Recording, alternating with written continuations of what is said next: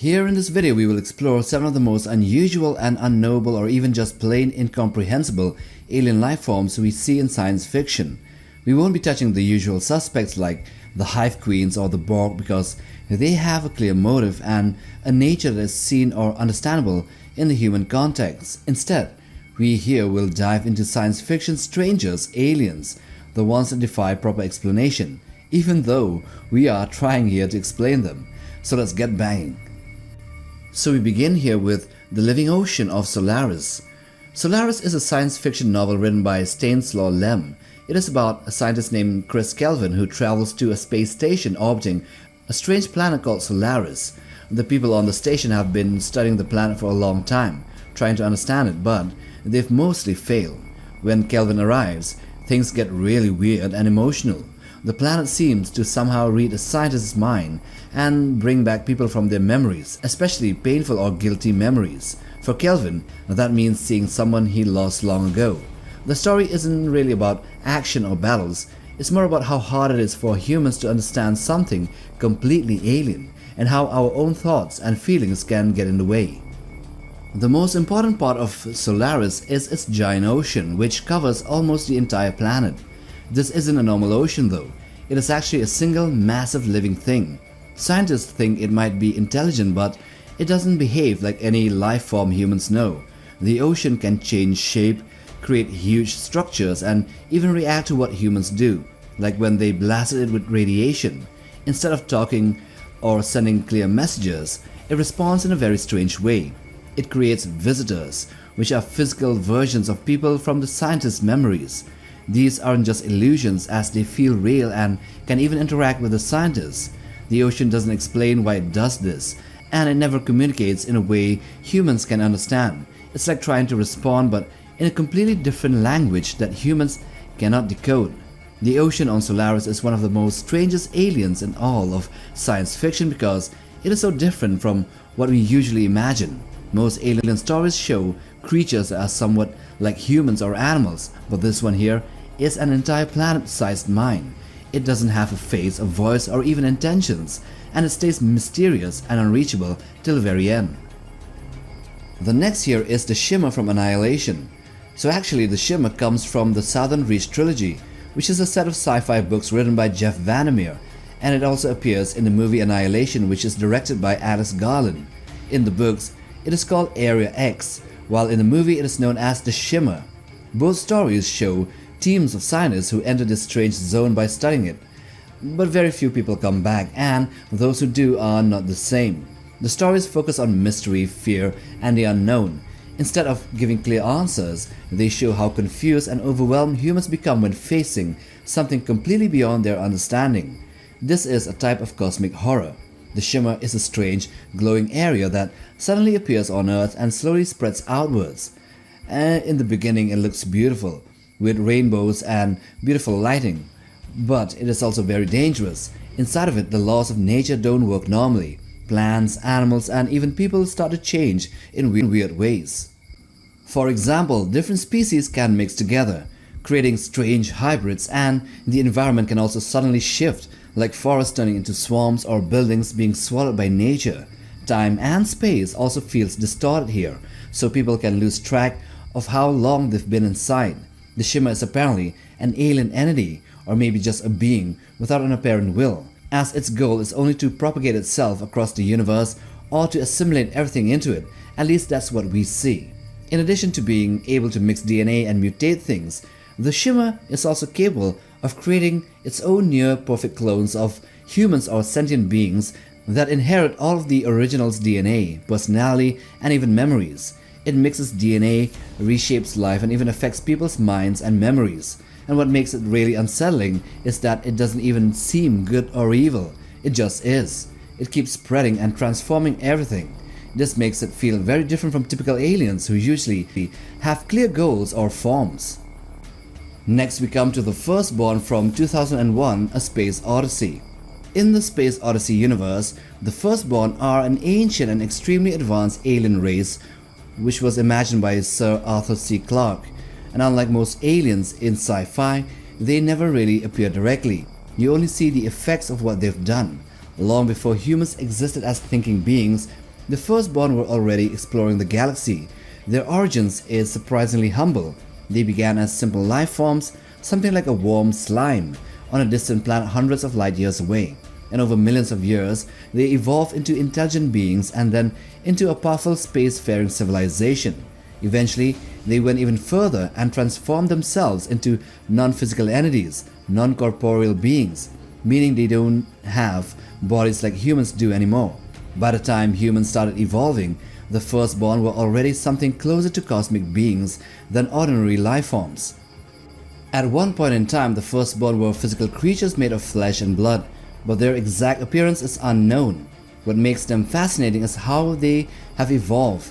Instead of stopping at technology like spaceships or even machines, they kept advancing until they could leave their physical bodies and forms behind entirely.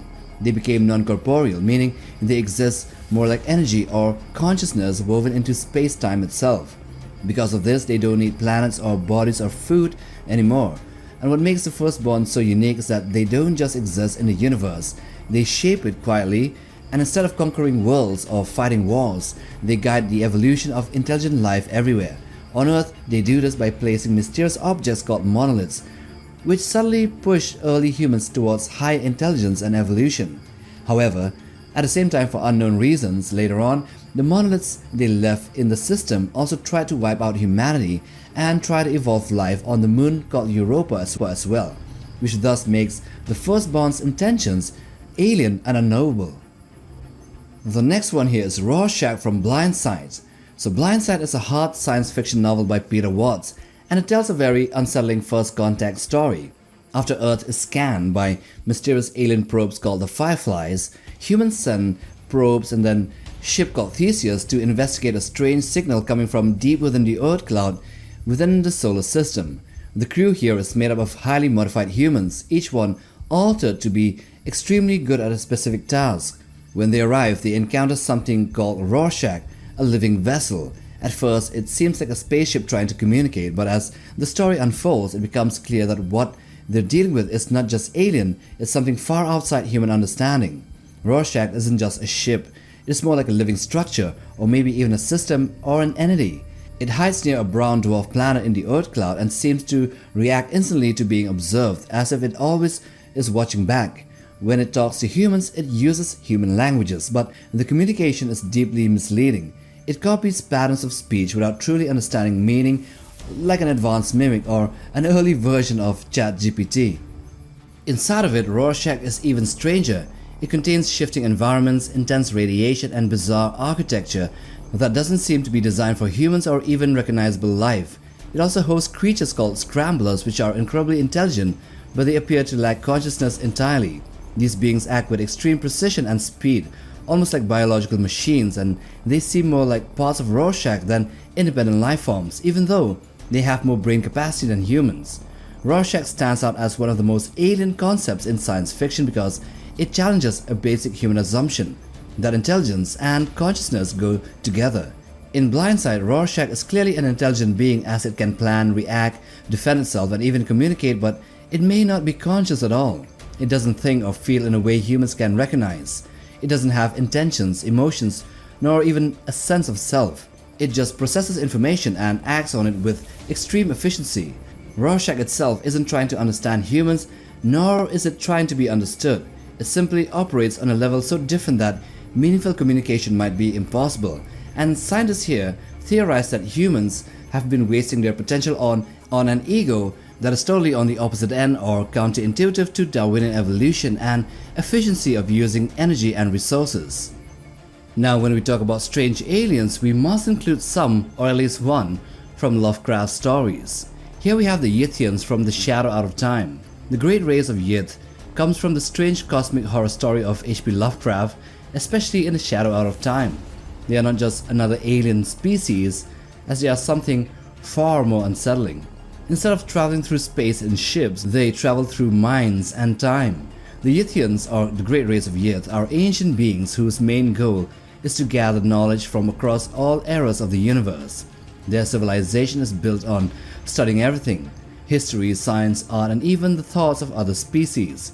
To them, individuals and even entire species are less important than the information they can provide. This makes them feel less like emotional beings and more like a living archive, focusing almost entirely on learning and preserving knowledge. What makes them truly alien is how they exist. The Yithians don't rely on their own bodies the way humans do. Instead, they project their minds across time and space, taking over the bodies of other beings. When they do this, the original mind of that body is sent back into the Yithian body, almost like a forced exchange. The Yithian then lives in that host's body, studying its world from the inside. During this time, they act almost normally, mimicking the host, blending into the society they are studying, and even though something always feels slightly off about them, they would manage to pull it off.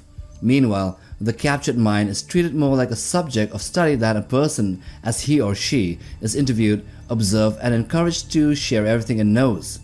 The bodies associated with the Yithians are themselves bizarre and unforgettable. They are described as large, cone-shaped beings with multiple limbs and strange sensory organs or claws, with tentacles, trumpet-like structures, and even a spherical head with several eyes and stalks. They don't eat or communicate like humans, and they possess senses that humans can't even understand. Yet even this strange form is misleading because the Yithians don't truly belong to this body itself. It's simply one of many forms they have used over time. Their society is just as unusual as their biology. It is highly organized and focused on efficiency, with resources shared and knowledge treated as the most valuable thing of all. In the end, the most unsettling part of the Yithians is that they don't have a fixed identity. They are not tied to one body, one species, or even one single time period, as they exist in the past, present, and future simultaneously and temporarily.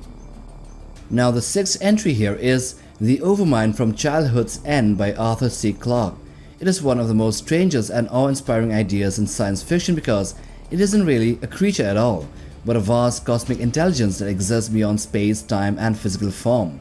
See, in the story, humanity is guided by seemingly powerful aliens called the Overlords, but they are only servants quietly preparing humanity for something much greater, the eventual merging with the Overmind, which acts almost like a universal mind or a higher state of existence where individuality disappears and everything becomes part of a single, unified consciousness.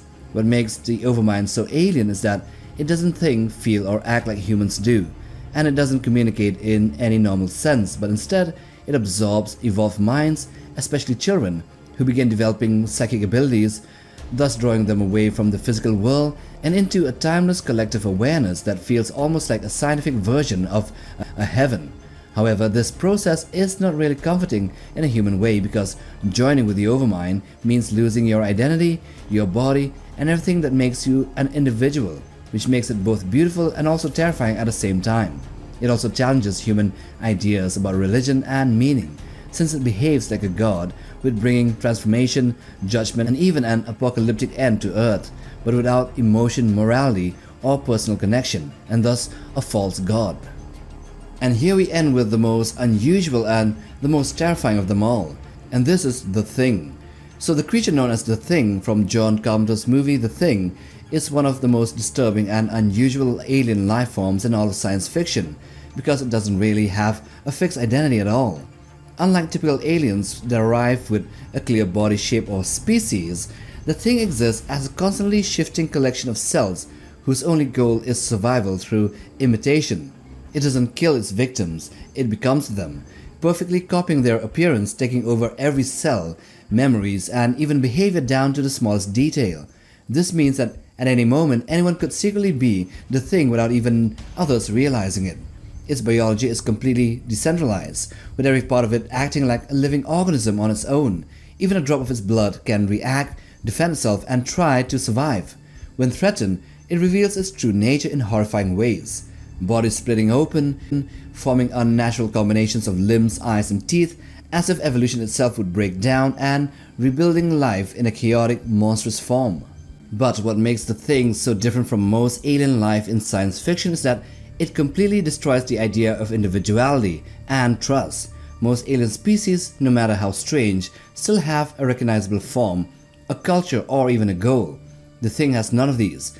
It has no true society, no clear communication, and no stable appearance. It turns identity itself into a weapon, blending in perfectly until the moment it chooses to act. Even its intelligence is strange. It seems to scale with its size or with the complexity of the forms it has absorbed, meaning it can be both mindless and highly intelligent and cunning at the same time. Perhaps the most eerie aspect of this thing is that its original form is completely unknown and may be lost forever. Over countless assimilations across unknown worlds, it has likely absorbed so many different organisms that whatever it once was no longer exists in any pure sense. Its identity has been overridden again and again, replaced by the forms it consumes. In a way, the thing is not a species anymore, it has actually become a process, an endless cycle of copying, replacing, and survival, which thus makes it the most alien thing we've ever seen in movies, at least in my opinion. So here in this video we have covered the most alien aliens of them all in science fiction, from living oceans to cosmic horrors that mutate everything, from time-traveling alien minds to ancient living vessels with unknown intentions, from non-corporeal ancient life forms to a planet-sized being with a god complex, and ending with the Thing. So here we come to the end of the video. Do hit the like button for support, and also for the ones holding their phones in their hands, well, hit the hype button to push this content further. Please subscribe to be a part of Legion Notebook as well, and till the next time, take care, boys.